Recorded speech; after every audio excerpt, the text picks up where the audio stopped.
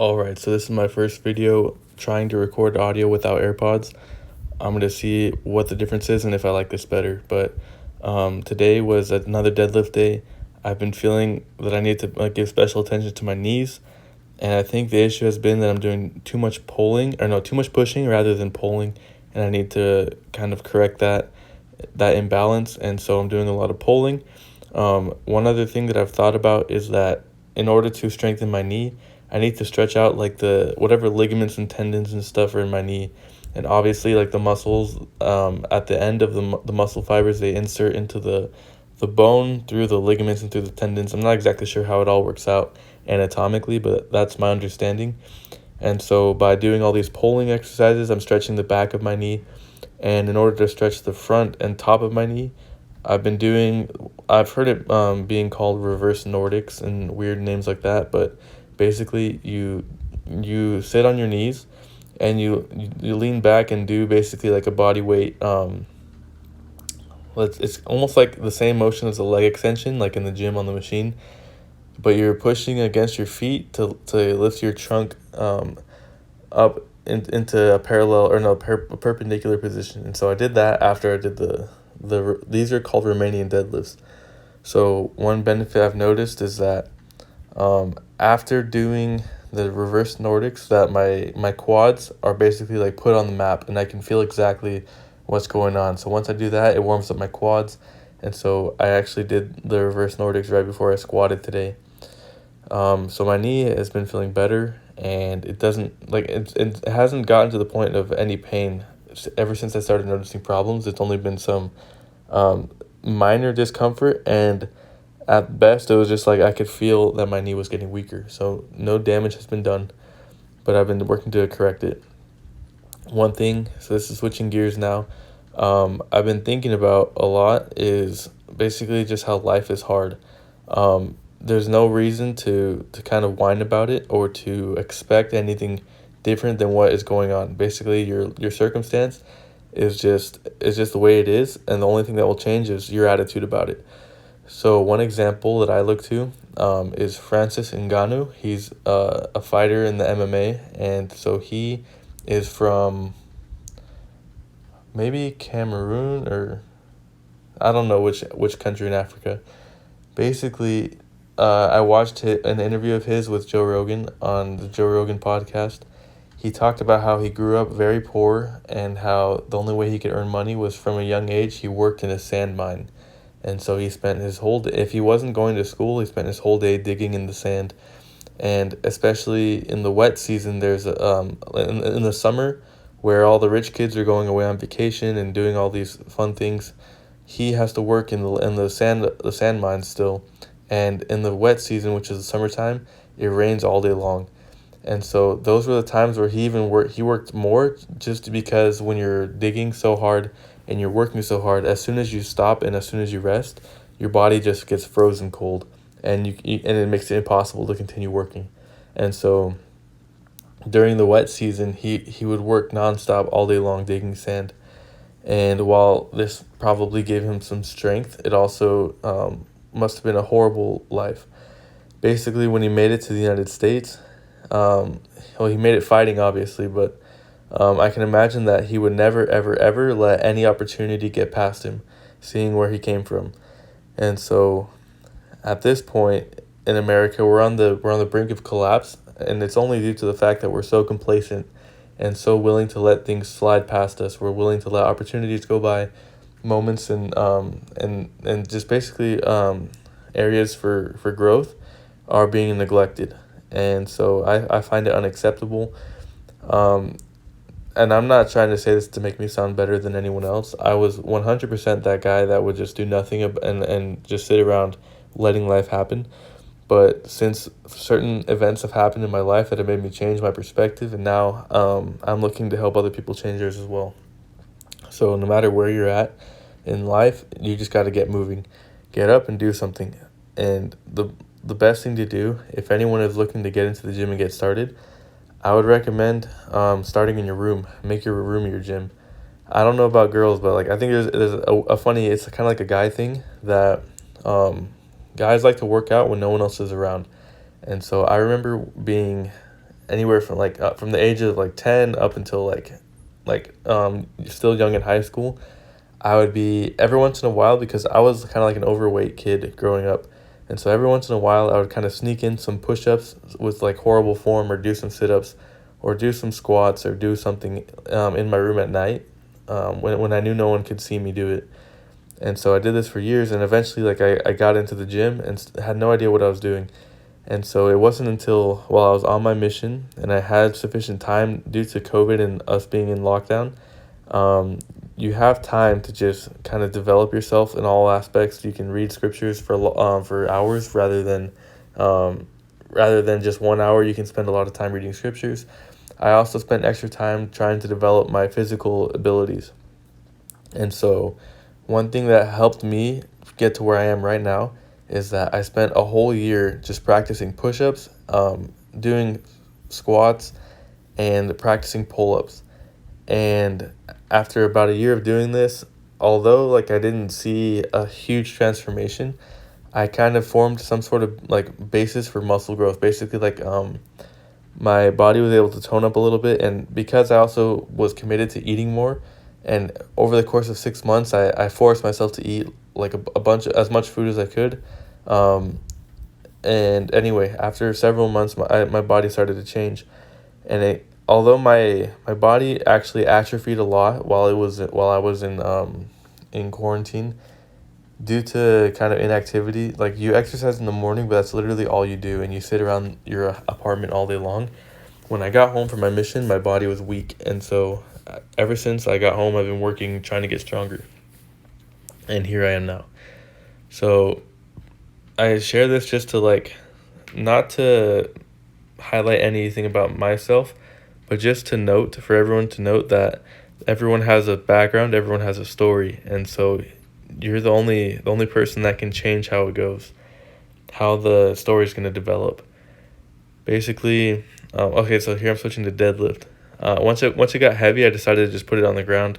One thing too that I noticed, and this is why I'm doing this style of deadlift, is because it torches my wrists, and my grip strength has been lacking for a long time. And I know that having good grip strength will help me in all aspects of strength. So when I do the remaining deadlifts and I do several reps and I can feel my grip slipping, it's at those moments where my wrists are getting the strongest, and I can tell that due to my form breaking and my fingers wanting to let go of the weight, that I'm making myself stronger. But at some point I just put it down on the ground. The funny part is that once I got up to a heavy weight, I actually, in my mind, I was like, okay, I'm going to do 10 single reps. I did the first one, and I could literally feel myself getting lightheaded. I was like, ooh. So I took some deep breaths, and I was like, okay, maybe we'll do 3 heavy sets. Let's see 3 heavy reps. So anyway, I totally forgot where I was at before, but basically I was just trying to say that don't worry if your life has been hard, or even if your life has been too easy. There's always going to be adversity. You just have to decide how you're going to react. So now on the floor, once you get to heavy deadlift, it's like I said with grip strength, it's hard to prepare yourself for the weight that you're going to pull. So one technique that I've learned is on your knees to pull the weight and to kind of load your back muscles and your hip muscles kind of in it's not as heavy as obviously when you're standing up. It's a way shorter range of motion, but you kind of shrug the weight up and you sit straight up on your knees, and then hop right into the deadlift, and that should help you prepare and load your central nervous system to be able to pull a weight. I think this is the first rep I was talking about where I pulled and I felt my grip strength giving out, and I just I feel like if it was heavier, I could have almost passed out. But anyway, stuff like that happens, It's all about bracing yourself. You're never going to hurt yourself if you prepare yourself properly to lift the weight. That's at least what I think. So anyway, yeah, like I said, I did 3 reps, I'm pretty sure. So yeah, you pull the weight up, shrug your shoulders, lean back. All that will help you as you get ready to deadlift. After the deadlift, I went into squats. And then at the end of squatting, I actually felt like I should go back to do a few Romanian deadlift sets just to kind of balance out, like I said, the push to pull ratio. Don't want to be pushing more than I'm pulling just because I've been squatting for a few months now. And I think my knees have been taking the toll of that.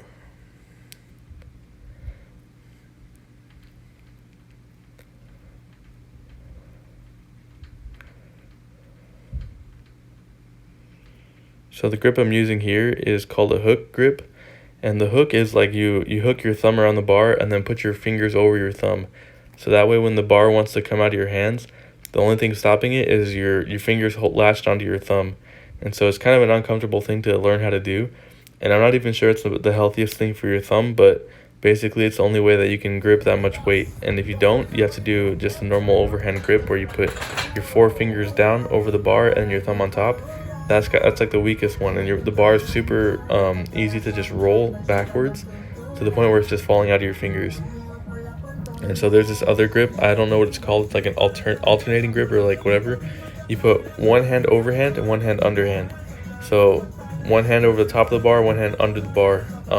I usually do, when I do that, I do my right hand over, my left hand under, and this way the bar can't roll either way. If it rolls into one hand, or rolls out of one hand, it rolls into the other one, and vice versa. So it's like, it's the most stable way, but it also can lead to a lot of imbalances because on one end so a supinated grip is when you have, like, imagine eating soup out of your hand and the palm facing upward. That's supinated. Pronated is when you rotate your wrist so that your palm is facing down. So with a supinated grip, you're stretching your bicep tendon and the front of your shoulder is also being worked. When you have your wrist pronated is when the top of your shoulders and like your back muscles are engaged. And so those back muscles are a lot stronger than your bicep tendons. So that's why I think it's better to just do an overhand grip. But anyway, I went to squatting. I haven't squatted heavy in a little bit. I almost said a little bit, just because, like I said, my knee. But since I've kind of balanced it out now, I've done the pulling. Now it's time to push. And so I start with 45s. I think I slapped some 25s on, and I'm about to do that. But I had the feeling like I should warm up my knees and my quads. So here's where I'm going to do the reverse Nordics. And these are super funny because I can't even do the full range of motion because I guess I'm too fat and my knees are not strong enough. But as I do these, as I lean back, I guess my only focus is to keep my pelvis engaged and to lean, not to sit back, but to lean back and to keep my body like straight. So I put my knees at about shoulder width, kind of touch my toes behind me, and as I'm going back, like I said, keep my pelvis up and then keep my body straight. And I go back until I feel the stretch. I go as far as I can before I think I can't go anymore, and then I pull myself up. And I did just a few of those.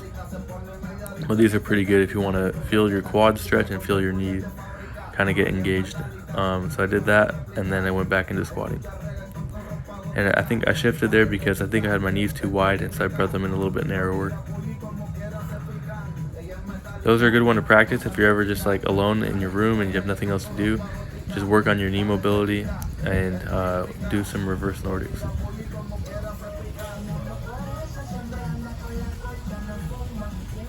By the way, if anyone's still watching at this point, at the end, my last set, I unmute the video so you can hear the music I'm listening to. So that's going to be, I guess, your reward for listening this much. It's kind of funny because I have this, YouTube comes with it. When you have a channel, you can download this this YouTube Studio app where you can like see the analytics of your channel and edit some stuff. Basically, I can see the average duration of a view on a video, and I can tell that, I know a lot of it is just me because as soon as the video uploads, I click on it to make sure it uploaded correctly and it plays. Just because one time a video didn't upload and I already had deleted it from my phone. And so anyway, I always watch my own video for like 5 seconds, but the funny thing is that the average video duration for each view is like literally like less than a minute or whatever, like sometimes less than 5 minutes, depends on which video. And at this point, the most views I've ever had on a video I think was 9. So not like, it's not that much to go off of, but I think it's funny that people click the video, open it, and just can't handle my voice, and they just leave. I'm doing my best to be informative, educational, hospitable, welcoming, accepting, just being an all-around great guy. So hopefully, if anyone's watching this video, hopefully you're learning something from it. So I think this is my heaviest set, or wait, let's see, so 10 25s and 10. So let's see. I'm trying to remember. I think I might have done one more set after this. Basically, I'm working up, doing heavy singles. Like I was actually doing like about 2 reps on some of the sets, but wanted to work up to a heavy single and then finish my day. So let's watch the form here.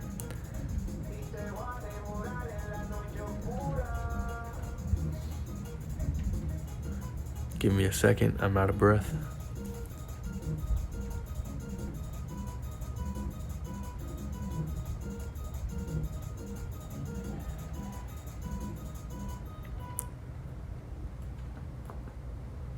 All right.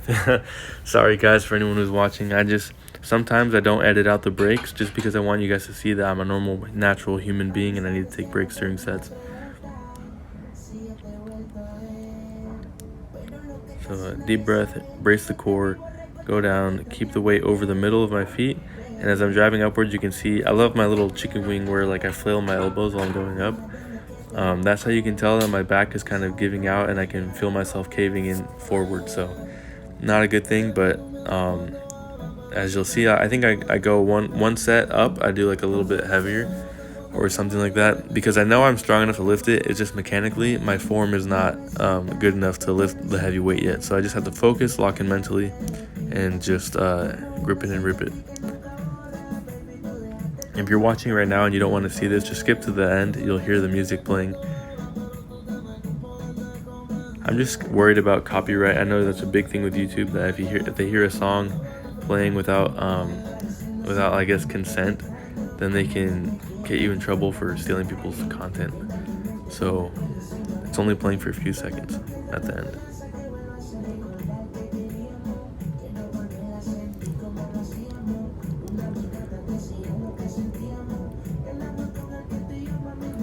And one thing as well with the squat, as I've done it, I've been progressively trying to learn how to do squat for the last like 4 months. Let's say like 2 to 4 months, because I haven't been focusing on it until the last like 2 months. So one thing I've noticed is that for me it's easier to kind of settle into the squat if I have my feet wider and my hips open. But I also think that right now I have my feet kind of narrow, because I think it's more important to develop your weaknesses rather than do what's easy. So I put my feet in a little bit and force myself to be narrow, so that way I can build the most strength. I think it's more important to do that rather than do what feels easy.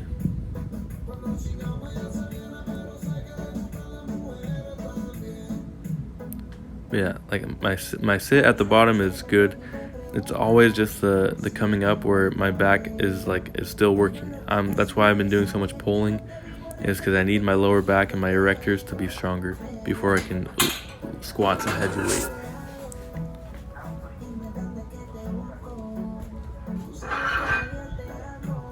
Now, as a matter of fact, I'm going to edit this just so that it can skip to the good part. Alright, so here's my last set of squat. If you want to judge me on this, give me a rating out of 5, 5 being the best. I will give myself, I think, a 3.9. Seeing as how I can't really get up out of the squat super easy. So without further ado, ladies and gentlemen, here is the end of the video. Thanks for sticking with me.